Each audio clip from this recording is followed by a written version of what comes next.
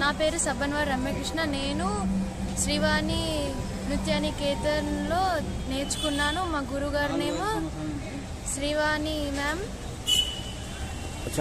ఎప్పటి నుంచి ట్రైనింగ్ తీసుకున్నారు శ్రీవాణి మ్యామ్ దగ్గర?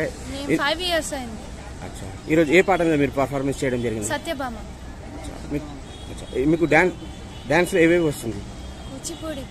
ఇంకా క్లాసికల్, వెస్టర్న్ వస్తుంది, భరతనాట్యం.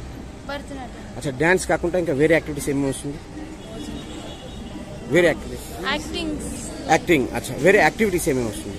యాక్టింగ్ ఇంకా swimming, painting, dance, drawing. Okay.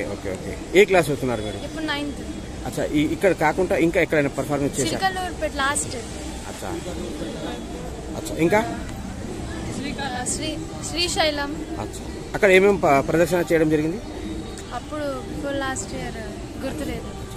ఇంతకు ముందు కూడా మీరు అవార్డ్స్ తీసుకోవడం జరిగిందా? అవును. World record, Guinness world record లో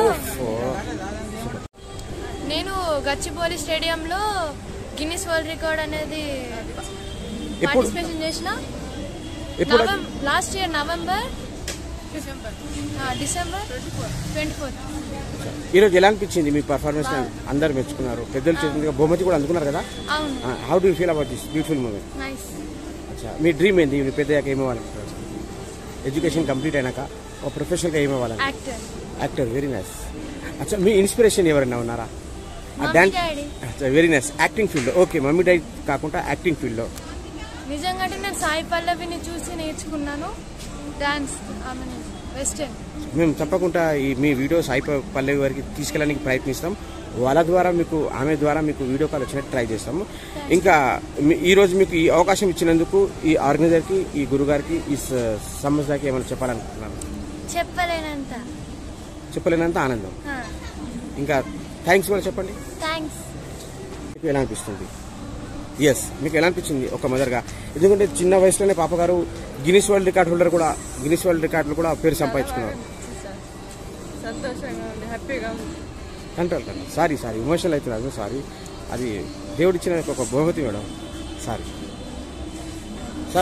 పాప గారికి మెచ్చుకున్నారు అప్పుడే. సబ్బన్వార్ లక్ష్మణ్. మేము బయలుదేరి నుండి వచ్చాము.